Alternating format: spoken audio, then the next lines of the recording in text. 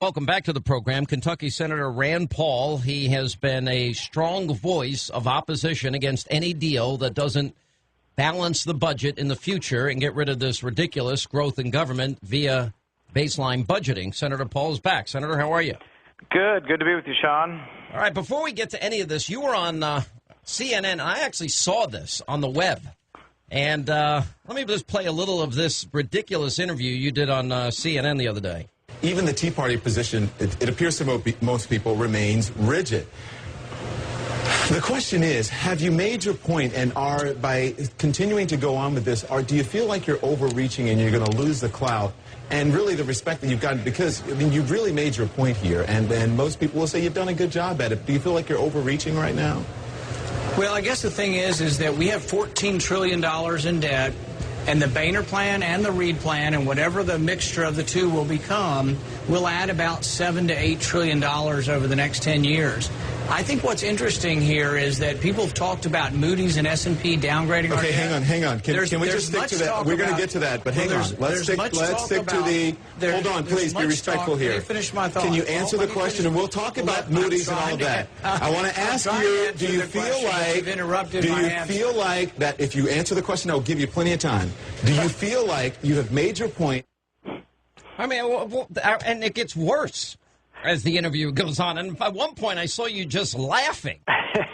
Well, the thing is he says be respectful, but I thought being respectful was he gets to ask a question and then he has to listen to my answer. He doesn't get to interrupt me and say he doesn't like my answer. Yeah, I mean, and he uses talking points. I mean, he sounded like every liberal that I've ever debated, and he said, no talking points. So I'm like, if anything, you have gone against the grain from the very beginning. But the amazing thing is there's been sort of a motif on CNN for a week now, and I've been watching it on and off, and it basically is that they blame the Tea Party for everything. You noticed his words. He called me names, basically, overreaching. He called me rigid. He's characterizing my position, which is really, I guess he's an opinion maker. I don't know if he's a commentator or if he's supposed to be a journalist. But he really didn't ask any questions that didn't already presuppose that he knew the answer to and that I was wrong with my answer. But it really gets back to, they want to make it about whether we're making a point or not. None of this is about making a point for me. All of this is about that I think the future of our country is at stake, and I think the future of our country and America in general is more important than any sort of deal that comes out if the deal doesn't help us. Well, I think this gets back to our now what's becoming a long-term discussion here about, spending. I guess the debt is still going to go up in this 10-year period. I mean, everybody's patting each other on the back and thinking this is the greatest thing since sliced bread that's ever been created, and we've avoided a crisis, a catastrophe, a calamity. But in reality, we've only slowed the process only by a small margin. We're still going to accumulate in that 10-year period of time, by my math, at least another $7 trillion in new debt. Right. I think many are trying to claim victory because this is the first time we've ever had a discussion of reining in spending with raising the debt ceiling. The problem I have with dancing too much here and just saying, it's a victory and now I'll just sort of go away, is that if I thought it were really going to fix something, I would just be quiet. But it adds $7 to $8 trillion over the next 10 years. It shows why the baseline budgeting up here, where we have a plan that adds all this spending and debt, just isn't working for the country. And I saw something really alarming today. This was from Larry Lindsay again, who's had some good stuff out there. He says that if you estimate that our economy grows at 2.5% instead of 3%, that adds $5 trillion of debt over the next 10 years. So these assumptions are assuming what we're going to grow at. Right now we're growing at only 1.3%. So really we can be way off in these assumptions. We can be adding tons of new debt if interest rates go up. And we have the sort of inherent problem that the entitlements are running out of money because we're living longer and we have less young people. All this combines, and Tom Coburn's been good at repeating this. He says it's the most predictable crisis ever in our country's history. This isn't going to be a surprise. It's coming. We all know it's coming if we don't significantly alter our ways. Well, doesn't it just really represent where we're headed? I mean, all the numbers seem to add up. Moody's is not going to back off downgrading us. Same with S&P. That now is inevitable. From there, I would assume interest rates go up. That means that any savings that they're talking about is immediately wiped out. And similarly, if these rosy projections of growth don't come true, then we're going to even have more debt. So we can go anywhere from $7 to $15 trillion in new debt in this 10-year period. Well, it's also why I think we need new people leading this country. You know, the president appointed Geithner and Bernanke, who didn't get it right. Greenspan, before them, in 2001, another senator was telling me this at lunch. He said that in 2001, Greenspan gave a speech, was talking about surpluses for the next 10 to 15 years and talking about how we'd have to figure out what we would do. Would the government start purchasing things because we would have so much surplus coming in? And if those are the kind of people we have running the country and running the economy, they've been wrong on so many fronts. None of them saw the housing crisis come. None of them saw the problems at Fannie Mae and Freddie Mac. And we still have those people in charge of our economy, and more joblessness, higher unemployment. And really, the question is, can we survive another year or two till we have a chance to replace the person in the White House? Well, I mean, when you say it's the most predictable decline or predictable debt crisis, I don't know the exact words you used. What did you say it was the most what? Predictable crisis in our history, basically, that it's coming. So many people are coming, and it's not going to come like in a minute. We know it's coming gradually, and we're not doing what it takes to avoid this. All right, so then the question then becomes, there are a lot of people in this audience that agree with us that we should have dealt with the baseline. A lot of people in the country, the Tea Party movement in particular, they wanted the right bill, cut, cap, and balance. So this is this, compromise bill that they're passing, and they're not dealing with the real root cause of the problem. So what advice do you give them? Can you invest safely? Do you feel confident in investing in treasuries? Once the safest investment ever? Do you feel comfortable in investing in what? Where do people put their money? Under their mattress? Do they buy gold at $16.50 an ounce? I know I'll get in trouble if I give investment advice. I know I don't have a license to do that, but I would tell people that for years, ever since I was a kid, I put even lawn mowing money into gold and silver, and not everything, but just to protect yourself up against the damaging of your currency.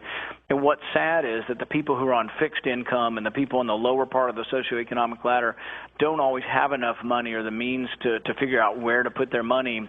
And so what happens to them is their paycheck gets stolen. And I think it's going to happen in a really rapid fire over the next year or so, is that, food prices and gas prices have been going up. And there's a real danger that your income just goes down dramatically as you lose your purchasing power. Yeah, well, I mean, that's the danger here. And especially if interest rates go up, what happens? That means that we pay more. If interest rates go up, that means everybody with an adjustable rate mortgage or anybody that wants to buy a home is going to pay more. That means consumer spending, logically, is going to go down. Yeah, and I think the one thing that comes out of this, and, I think this is the beginning. This is not the end of the debate. And what I'd like to take out of this is now we've got everybody concerned about the debt. We keep talking about what it would take. If we got the right amount of people up here, what would it take to fix the problem? And that's why, as you know, I've been talking more and more about the penny plan, because I want the other side, I want the liberals to explain to me why we can't cut 1 penny out of every federal dollar. Couldn't we even find 1 penny out of every federal dollar that is waste or even fraud? They need to justify every penny if they're unwilling to cut 1% of federal spending. Well, I'm not giving up on that. And then from what I understand, Marco Rubio now has signed on to it. And Connie Mack told me that on Friday. And he's got now some 50, 60 people in the House now supporting it. Word's gotten out on the deal. And I think you were the first in the Senate to support it. And I'm supporting it. And honestly, I think that's the answer. I mean, I don't know how you can argue against it. Well, and I think that's what it takes, is that we need to put the shoe on the other foot, and it's the same thing with the balanced budget. The president, wants to talk about, and they want to say the Tea Party is so extreme, and I say, what is extreme about balancing it over a 7 to 8 year period, which is what we're asking for, and what's so extreme about cutting 1 penny out of every dollar of federal spending? If we keep having that debate, they're going to have a tough time because they don't have any really winning arguments against us, other than they want to keep the status quo and, just keep giving everybody something for nothing. What is going to happen now? I saw that and we're expecting a vote later this afternoon, maybe before we even get off the air in the House. They first now pushed it back to the House. What is going to happen today, and what do you expect? Because it seems to me like they're going to lose at least a fair amount of conservatives in the House, even ones that supported, this latest Boehner deal that had the balanced budget issue in there. It seems they're going to lose them, so the Democrats are going to have to step up to the plate on this. So is it going to? It's going to pass the House with both Democrat and Republican support? If I had to guess, there'll be 100 conservatives in the House that may vote against this. Now, I might be overstating that. It might be less than that. But I think quite a few conservatives are becoming worried about this super committee, that it takes away powers from the normal committee process. So, for example, right now, if John Boehner doesn't want a gun control bill to come up or an abortion bill to come up, he can simply not introduce it, and it will never get to the floor without one man's permission. So he does have a lot of power. But let's say they decide to put gun control or card check to please the unions on this bill, and they can convince one Republican to get out of committee. Now you'll have a 51% vote in the House and the Senate on a bill that never would have seen the light of day just because of the way our procedures work here now. So some people say it's gridlock and this will get beyond gridlock, but there's always a chance you get beyond gridlock and you get something awful. Yeah, what I'm afraid of is this Gang of Six is probably going to be, what ends up in the Senate. And, honestly, I mean, it seemed to me that they were willing to go forward not only with these massive defense cuts, which I think are irresponsible. I don't think you make defense policy based on anything other than threat assessment. Right, and I think that a lot of us, when they start talking about deductions and loopholes, one man's deduction is another man's usual business expense that they need in order to make a profit. That doesn't mean all deductions are good, but it doesn't mean that all deductions are bad either. And really, for me, if we're going to eliminate things, we need to flatten the tax rates and lower them. And I can't be just for saying, oh, here's 800 different tax deductions that businesses take and taking away from them. I think that would put our economy into a tailspin and would cause great unemployment. How many senators do you think will vote against this? I mean, I assume, do you need 60 votes for cloture or not? Yes, we will insist on 60 votes. Those of us who have misgivings about this, some of us think that it's a mistake to give up the filibuster. And so basically there's been a historical use for the filibuster as a check and a balance against things going too rapidly. And we give up the filibuster on this. So this allows the president to raise the debt ceiling on his own, and we have to vote a disapproval, but then he can ultimately get only the approval of 1/3 of the Senate and 1/3 of the House plus one vote to pass raising the debt ceiling. So essentially we're going from a margin where right now it's going to take them 60 votes, but if they keep this precedent from here on out, it will only take 34 votes in the Senate. I think that gives up a lot of Congress's leverage in discussion with the president. If he only needed 34 votes right now, he wouldn't be talking to us at all. Well, so what happens? I mean, if I had to guess, you and Senator DeMint and the Utah senators, both of them, and I think we might get 15 Republicans to vote no, would be my guess, and I think we might get 5 or 10 Democrats. And my guess is that it's probably still going to pass 75-25. And if I thought we were doing something good, or that in 5 or 6 years the budget would balance, or that we wouldn't be under this burden of debt and back here, I simply predict that this will have us back here in a year or two saying, guess what, it didn't work, or why aren't we obeying our caps, or why aren't we doing this? Some of the rules they're going to use for this are Graham-Rudman-Hollings, but Graham-Rudman-Hollings was escaped each time because they just called expenditures emergency. So like when they had pay-as-you-go recently and they evaded it, they just said, adding more people to the unemployment rolls is an emergency, and so they evade their rules. You know what's amazing? I've lost all confidence in government's ability to solve this problem. I don't have any faith that they really want to deal, except for, there are a few members in there. You're one of them. Rubio's another one. And DeMint's another one. And in the House, there are a lot of good guys. Connie Mack, who we've been talking to a lot, and others. But I got to tell you something. I don't really have confidence. It seems that they don't want to deal with this. I think ultimately what it's going to take is probably another election cycle, but what we need are people up here, and I don't care which party you're in. There's nothing that makes Republicans better than Democrats or vice versa, but what makes you better is if you believe in the system, the economic system that was America's from the very beginning, and that's capitalism, and that business works if we get government out of the way. If they want to increase revenue up here, instead of just saying, let's go punish those rich people, they need to say, let's get out of the way of all these entrepreneurs. Let's let them create jobs. They need to figure out, why did Reagan have 6% growth in 1 year during the 1980s?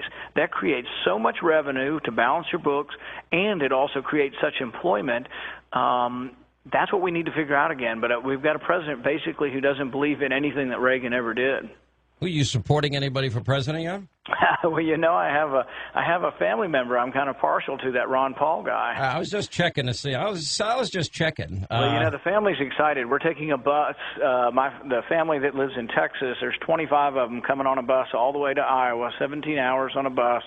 And then I'm actually going to fly over there with my family from Kentucky. So we're going to be there for the Ames straw poll. I'm going to be there. And for the debate. Well, I'll look for you there. Are you asking questions, or are you coming just to watch? No, I've got 2 shows to do, Senator. I have a job that I have to take care of, so I'm going to be there working. But I'd love to have you come by, and you can buy me a fried Twinkie. Yeah, well, they say we've got a good spot for the tent. I think Ron Paul bought the biggest spot for a tent this year, and we had another good endorsement. The GOP chairman of the county that Ames is in endorsed my father last week, so that was good news. That's next week, so I'll be in Iowa next week for like 3 or 4 days. Well, good. We'll look forward to seeing you there. All right, Senator, thanks for all your good work, and thanks for your update. We appreciate it. Thank you.